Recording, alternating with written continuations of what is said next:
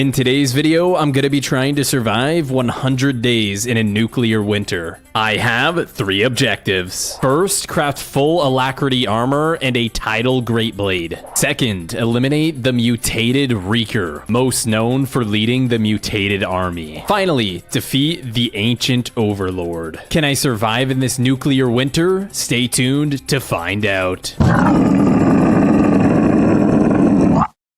It's a gorgeous day outside today. Another day at the plant, eh? Sure is. I've got to go fix the electrical tower today on the northern end. I've got to go take a look at the cooling pipes. Apparently there's some sort of leak, so I'll talk to you later. See you soon.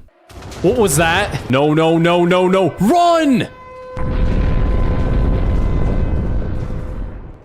Oh, where am I? Wait, I'm alive? Just like that, our day 1 has begun. We started by gathering some wood, killing some cows, and then mining some coal and cobblestone to make basic tools. I spent the next couple of days in search for forest. I ended up running into a village nearby. So as anyone would with limited supplies, I went ahead and borrowed some of their crops. Everything seemed pretty normal about this village. We got this bed until we walked out and there was some weird structure in the middle. I had no idea what it did. When I turned the corner, I heard a noise and something was running at me. It looked to be some sort of spider slash villager. What is that? We managed to kill that easily until we went to the center and some mutated villager ran at us. It hit me once, it did 7.5 hearts. We decided to get the heck out of here. In the evening of day 4, we found a location to start building our base. We used the outside of the base built out of oak wood, and then in the evening, while I was getting rid of the grass, I saw someone in the distance. I went out to chase him. As soon as I walked past this tree to get him, I got jumped by mutated cows and pigs. Could this person have been responsible for setting off that nuke? We decided to take a couple days to relocate. We didn't want whoever that was to know where I lived, so we found this little cave and got busy. The reason why I wanted to build a fallout shelter under the ground is because if there is another nuke, I'd like to be prepared, okay? For the next few days, our objective was to get as much iron as we can, and we ended up finding quite a bit of iron. We then found a hole in the wall and I walked through and there was a skeleton here with an enchanted bow. And when he shot me for the 3rd time, I went down to 1.5 hearts. So we got the heck out of there. After nearly being executed, we gathered what iron we had. We made ourselves our chest plate, our leggings, and our helmet. We also made an iron sword, but we didn't have enough for any boots. And when I looked down into the ravine, I saw a black figure moving around. We had to go check it out. And when I arrived, it was massive. So we went ahead and started fighting it. Whatever this was, it hit me once and then hit me again. And I'm already at half HP. How the heck does it do so much damage? Anyways, with one more hit, we knocked it off the ledge, eliminating whatever that was. It seemed to be protecting this chest, and inside, I found Alacrity boots and a depth strider book. After dropping the supplies off at our base on day 11, I went out exploring and I ended up finding some mysterious tower. I got closer and this tower had bad news written all over it. The block we mined was called an infected block. Since this tower seemed to be pretty dangerous, I decided to head right in. I made my way up the stairs and there was just an empty platform, and going up the ladder I found a chest. Within the chest there was a primordial skull and some bones. After looting the chest, we went up the ladder and saw a primitive manducator. What the heck is that? After it hit me once, I realized that it can't even hit me on the ladder, so that was pretty easy. I made my way up to the very top of the tower and saw a beacon. What the heck is this thing? I hit it once and it opened up. I'm not exactly sure what this was, but I ended up just killing it.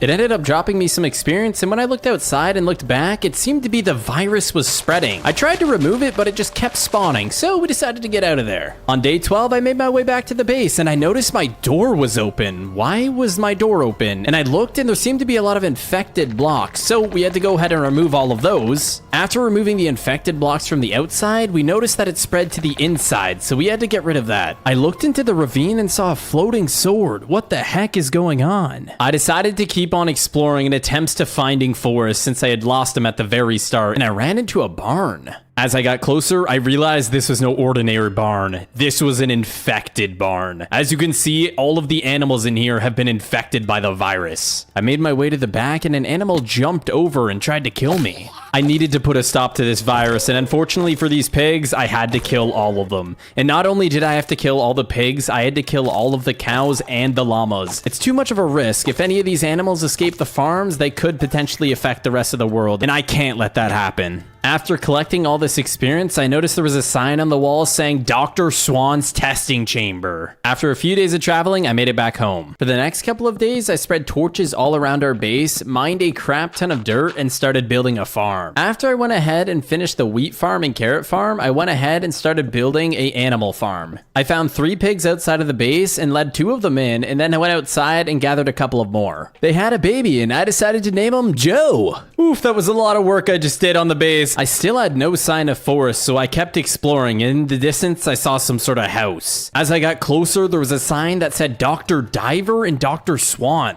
Could this be their house? And who is Dr. Diver? I entered into the residence and looked in the left room. I didn't see anything. When I walked into the right room, I heard a noise. The door opened and it looked to be Dr. Swan. And as soon as I ran at him, he pressed a button and got through the wall, but it wouldn't work for me. So I decided to mine through it and run out to try to find him. It seemed to be Dr. Swan was gone and he left a sign saying, "You will die." By the looks of it, when Dr. Swan ran out, he broke a piece of redstone, which is why it didn't open. Anyways, we started ransacking his base, taking his glowstone and bookshelves. I spent the next 4 days traveling back to my base. When I arrived at my base, I noticed there was a bunch of infested blocks. Could Dr. Swan have infected my base? I walked in and noticed my entire farm was infected, even our baby friend Joe. Nothing personal here, Joe, but we do have to eliminate you. Can we get a hashtag RIP Joe in the comments? I decided to look around for any clues to what would have happened here, and I found a sign stating you messed with the wrong dock. This was definitely from Dr. Swan. On that note, I packed my bags and left. I headed out thousands of blocks away to build my next base. I decided to build my version of a massive treehouse, essentially. As you guys can see, after a couple of days, I finished the base, and I used Dr. Swan's beds right here, and I made a little chest room, an enchantment room, and even a brewing station. Now it was time to hit the caves. I ended up traveling around for a few days and found myself in a very mountainy area, and while I was running, I found this suspicious house. When I walked up to it, it said previous house of Forest. So as you guys can see, it looks like I found Forest's house. Hopefully he's around here somewhere. A little while later, I found myself in a mine, and I ended up mining some diamonds, iron, redstone, gold, you name it, I mined it. Anyways, after all that mining, I decided to create myself a pickaxe, a sword, I made a helmet, and leggings. I didn't have enough for a chest plate, unfortunately. As soon as I returned from the mines on my way home, I found some watermelon, and then once I got home, I broke down these fences and I created a farm. I ended up making a watermelon, carrot, and wheat farm. The brewing supplies from Dr. Swan's place really came in handy. I also enchanted all of my armor. I then continued my search for Forest and saw this massive object. When I got closer, the entire thing was infected by these weird blocks. There was a button on the door and I opened it and something fell down. When I peeked over the edge, it was a massive Reeker boss. I jumped directly onto its head, and as soon as it hits me, it poisons me. This thing is faster than me, meaning I am not able to outrun it. It gets me all the way down to 3 HP. I used both of my potions, and next thing you know, I'm on 1 HP, nearly dying. Remember, if we die, the entire world deletes. So I did what I thought was best. I ran into the water. As you guys can see, the Reeker boss is struggling to fight us in the water here, and I jump on this lily pad, and I'm able to take down the Reeker boss. After eliminating that Reeker boss, I was able to scout around this stack, and I ended up finding myself a chest, and within the chest, I found an Alacrity helmet. After a very long trip back to my base, I looked up and saw that Dr. Swan was there. He immediately swan dove off and flew away. By the looks of it, Dr. Swan has gotten one of his recruits here and attempts to kill me. This thing does a lot of damage. I almost didn't realize I was about to die, so I had to splash down instant health. I then chased it all the way up, and it broke my chest plate. So I used this wood as cover, getting a final few hits, eliminating it.